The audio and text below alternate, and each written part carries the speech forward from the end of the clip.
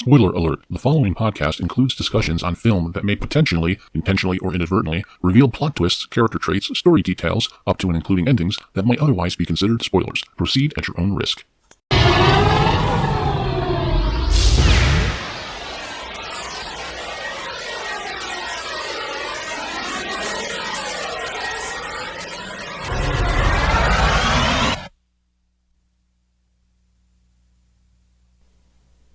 You're listening to Moviesucktastic.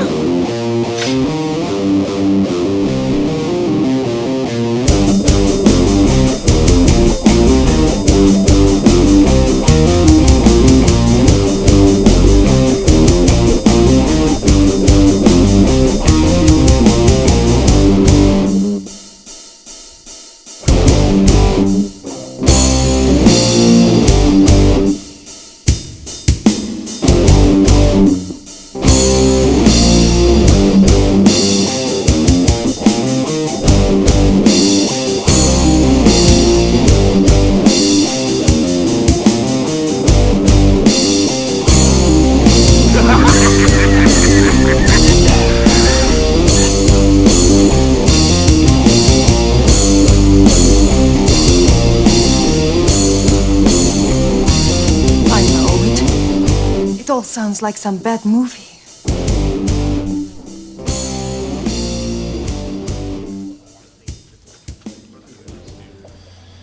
But anyway, we're here to talk about horror. That's right.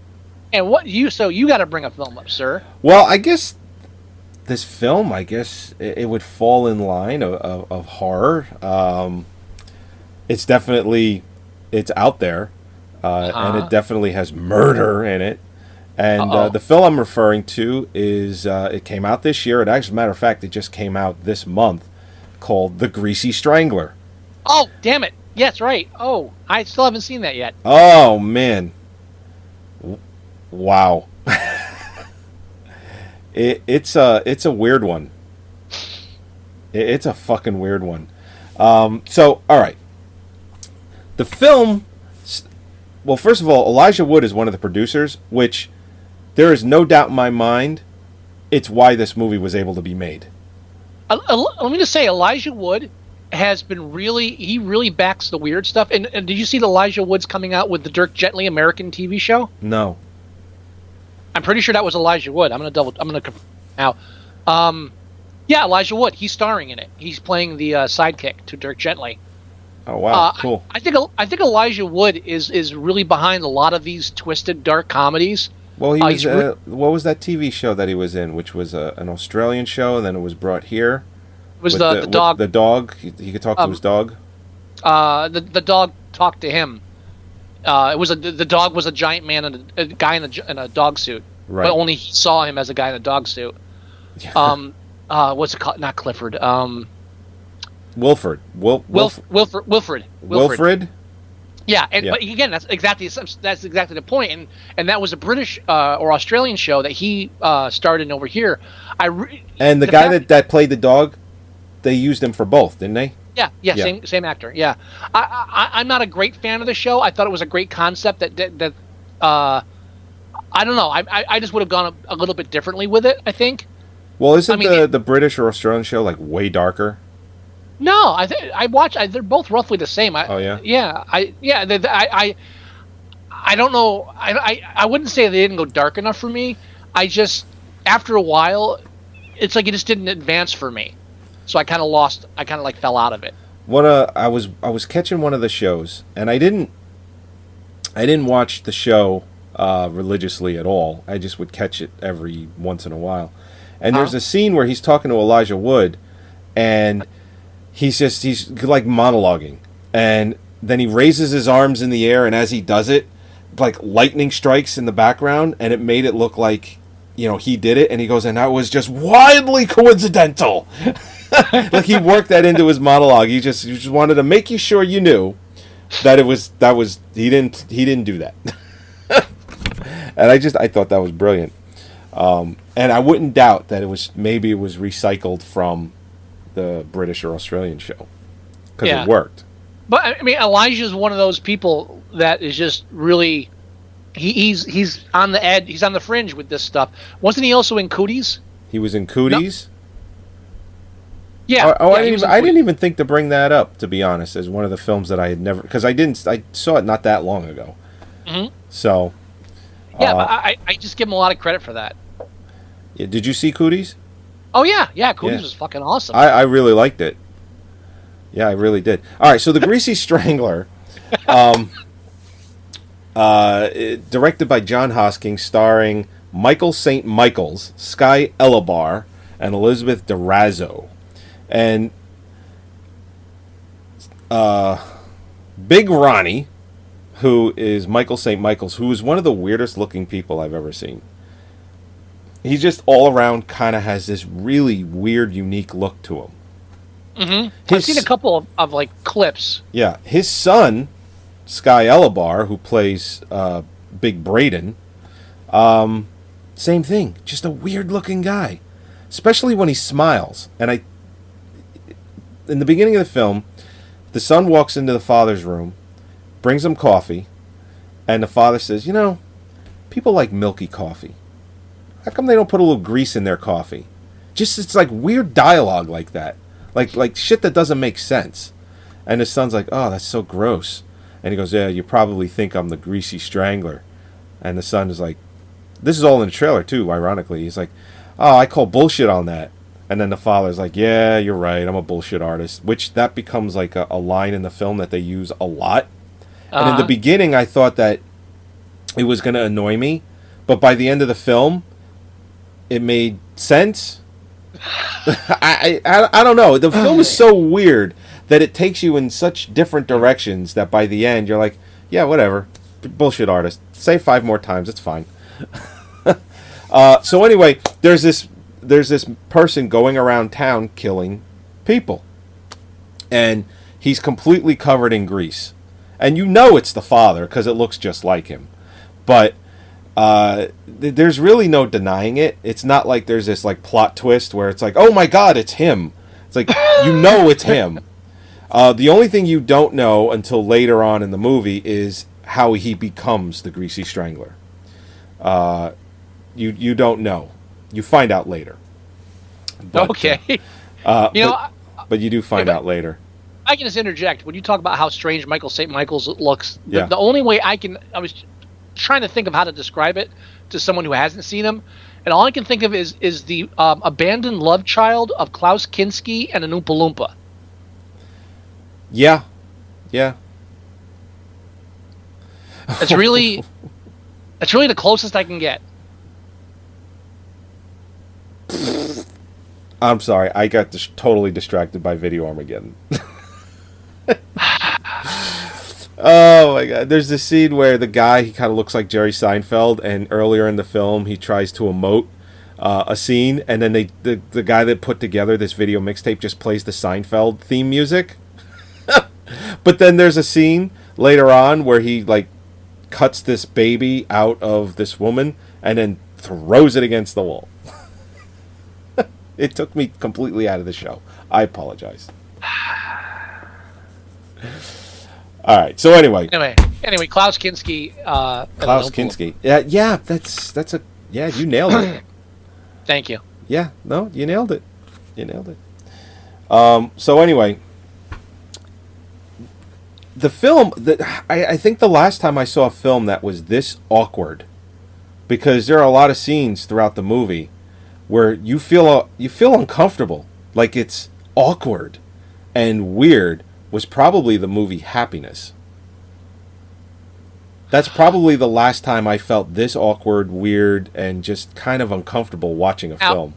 If that's the case, you need to watch the film Entertainment. Or I thought you said it was called The Entertainer. I was wrong. It's Entertainment. Okay. Yeah, it's a film by Rick Alverson. He also did the film The Comedy, which I have not seen. That's kind of like a prequel to Entertainment. Okay. But yeah, if you're looking for a film that's just like awkward, that's that. Okay. The Comedy is supposedly somewhat controversial for a certain scene in the film with an epileptic. I haven't seen the movie. Is it a real epileptic seizure? I doubt it, but no, I think it's just context that people didn't like. But yeah, I think I think entertainment is going to be it's going to be the next thing for you to watch after Greasy Strangler. Greasy Strangler is the next thing for me to watch after entertainment. I keep meaning to go back and watch the comedy, but after entertainment, I was like, oh man, I'll take a break. Well, I mean, there are some comedic elements to the Greasy Strangler. It's not just a straight up weird movie. There are some scenes that are genuinely funny, and I think that it's not like that. I think it's like that by accident. Entertainment is comedic as well. I mean, it's like a really weird comedy. It is, and that's how the Greasy Strangler is. Yeah, I think because basically the way it works is, this is the basic plot of the film. The father. You already told us. No, I know. No, well, yeah, he strangles people and he's all greasy. But as far as how he just goes about killing people, like his strategy is if you piss him off, he'll fucking kill you. That's really how it works. So, like, he's a disco tour guide with his son. They wear these stupid pink shirts and shorts, and people come into town, they pay them money to walk them around this certain part of LA, and he shows them, oh yeah, this is where the Bee Gees, they were thinking of that one disco tune, what is it, Saturday Night. He goes, over here is where this did this and this did. That's what they do. It's really stupid. But that's what they do. They have these disco tours. So, in the beginning, there was someone talking about they wanted free drinks, and he's like, well, the ad is wrong. You got bad information. And it just goes back and forth for like 2 minutes about free drinks. Next thing you know, he's strangling that guy. Like, that's how it works. Now, I was taking a look at his past films. This is his first feature film. Michael St. Michael's? No. The writer-director. Got it. Jim Hosking. Because Michael St. Michael's has been around for a long time, but he hasn't made a movie, or he hasn't done a lot of films. Right. Now, what I found, what's interesting is you can kind of see where this guy goes, because before the Greasy Strangler, he did a segment in ABC's of Death Number 2. And before that, apparently he did 3 episodes of a TV show miniseries called Privado. And the description of it is, an American cowboy, Michael Jackson, makes a new start in Great Britain as a private investigator. Wait. He wants to escape his tragic past. A past haunted by Pogus, the crazed chocolatier who turned Michael's sweethearts into sweet tarts. I need to see this fucking show now. How long has that show been on, or was it only on for 3 episodes? It was 3 episodes back in 2012. It's listed as a TV miniseries. I don't. Bravado. Okay. And maybe that's how Elijah Wood knows him. Maybe that's his favorite fucking show ever. It just sounds like this guy's been like hip deep and crazy since he started doing stuff. And before that, just a couple of like shorts. Yeah. There's a couple of trailers for the Greasy Strangler. There's one that's you don't get the real weird, awkward, awkwardness from it. You just kind of get, okay, it looks like a kind of weird movie. Then there's another trailer that they play the theme music from the movie, which is weird and awkward in itself. It is the most unique, weird, awkward music I think I've ever heard for a movie. And they show a bunch of scenes really fast to that music. And it's fucking out there. It really is. I can't recommend it enough. I really liked it. It's definitely on my short list. I really liked it, but it's definitely not going to be for everyone. Like, I don't think I could get my wife to watch more than 5 minutes of this thing. Yeah, I have those films now where I'm just like, yeah, I'm not even bothering trying. No. Yeah, no, I'm just going to watch it alone. You think you'll try and get Holly to watch this one? No. No? No, I think this one I'll watch it alone. Oh, okay. Just, I reserve like something like like bad films, like He-Man, Master of the Universe, Right. I can kind of get away with that because it's supposed to be funny and we're supposed to, enjoy it. But something like this, I'm gonna want to like watch and not talk about and bitch about through the whole film. So this is this is like I want to be quiet and you know what is it just me or I feel like I'm like one of the last people in the world that actually just likes to sit down and just stare at the screen for 2 hours. Yeah, and I'm the same way. Not do other things or stop 5 times or hold a conversation or play on my phone while I'm watching, but just actually fucking immerse myself in the film for an hour and a half, whatever. No, I'm the exact same way. So when there are interruptions, it drives me nuts. It's like I can't tell you how many times we'll sit down to watch a movie and then the phone rings. Or we'll sit down and watch a movie and it'll get paused because I got to go do this. It's like, what are we doing? And I know in this day and age with multitasking and different, and distractions and stuff, and especially in the ability to pause stuff and go back to it, I kind of understand to an extent. But for the love of Christ, every now and then, I just want to be in the film. Yeah, you know what I think? What I think it comes from down movie to. theater. I was just gonna say, I think the mentality for us, because I think I'm definitely on the same page as you. I want that movie theater mentality / experience. I want to get into the film. I want to be immersed. I want no distractions. That's why I think when we go to a movie and there are people on their phone or talking or doing whatever, that type of distraction has always pissed us off. Yeah. I think that's what it really comes down to. Sometimes to the point of almost having a fight. On more than one occasion. My favorite is still when we went to see Saw. Was Saw it 4? 3. It was 3. Was it 3? I'm pretty sure it was 3. Yeah, because Saw 4 was at. We saw Saw 4. No, we saw Saw 3 at the Washington Theater. Yeah. And that was that night? Or was it Saw 4 at the regular theater? We were at the mall theater. We were at the mall? Yeah. Then that was Saw 4. Saw 3 was at the Washington. We did a midnight showing. Or did we do a midnight showing for Saw 3? 2? It was Saw 3. It was Saw 3 because... Didn't we do 3 midnight because showings? Of the opening. Yeah. It was Saw 3 because of the opening. Yeah, I remember the opening of Saw 3. We did midnight showings for Saw 2, 3, and 4? Or 3, 4, and 5? We didn't do midnight for 3, otherwise we would have had a better audience. Yeah, that's fucking true. I think we did 4 and 5. I think we showings. did 4 and 5 midnight showings. And then Yeah, Saw 6. Did we see that together? I don't remember. Yeah, that was Arm Alone. Or was that? That's right. Oh, no, Arm Alone. Yeah, that's right. Or was Saw 5 Arm Alone? Uh-huh. I don't remember. I actually should brush up on my Saw. 6 was Arm Alone. 6 was the Arm Alone. And then did we see Saw 7 together? We did, right? I'm I almost think so. positive. It was a tradition at that point. We had to see it. The only movie we didn't see together in a theater was the first one. I believe the first and maybe the second. I think we started with 3. And when the new one comes out next year, you bet your ass we're going to go be seeing that. You better fucking believe it.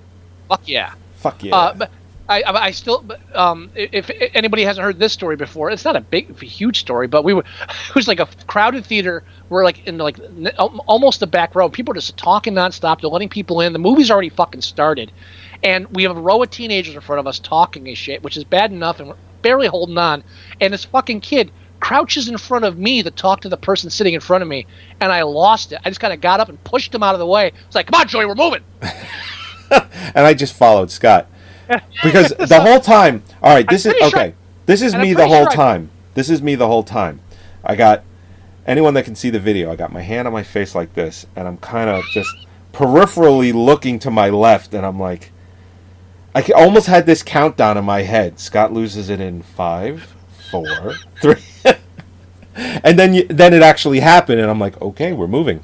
Not to make it sound like I have no self control. No. They deserved it. They deserved it. The only thing that annoyed me was our seats got worse.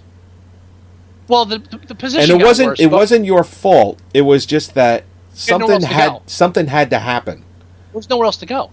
No, I know. It was a crowded theater too. But so I'm pretty sure I physically pushed this kid, and You did. I'm pretty sure expletives came out of my mouth geared towards the kid. Because you know how I know you pushed him?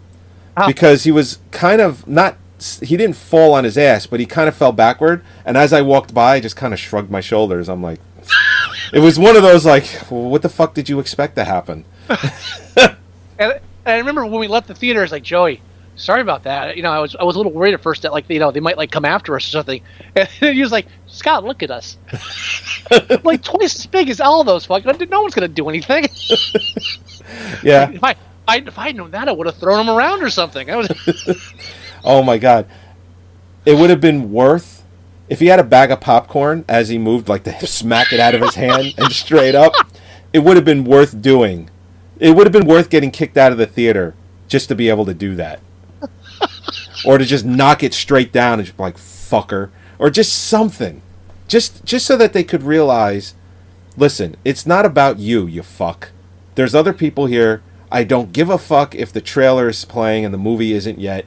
It's time to shut the fuck up.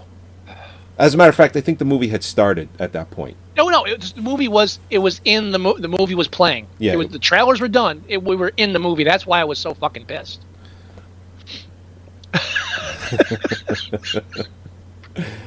Yeah, I remember that night pretty vividly. He's just lucky I wasn't the Greasy Strangler.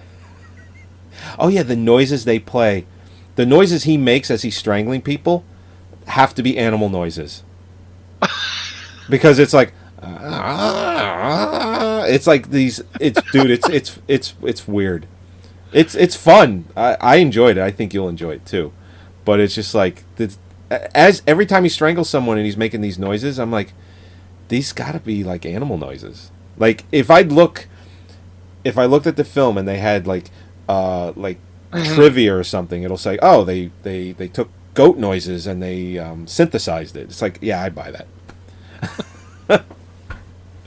There's really not much to say about the film because there really isn't a plot. The only other part of the plot is that Big Braden meets this girl on the tour, and that the two of them basically compete for her. But it's not so much in the fact that the son and her become romantic, and then the father's trying to vie for her. Like, shit happens. So it goes way beyond your standard, two people vying for the same woman. It's like, yeah, some fucking shit happens. It just, yeah. We need to talk about it when you see it. Definitely. Okay. Yeah, for sure.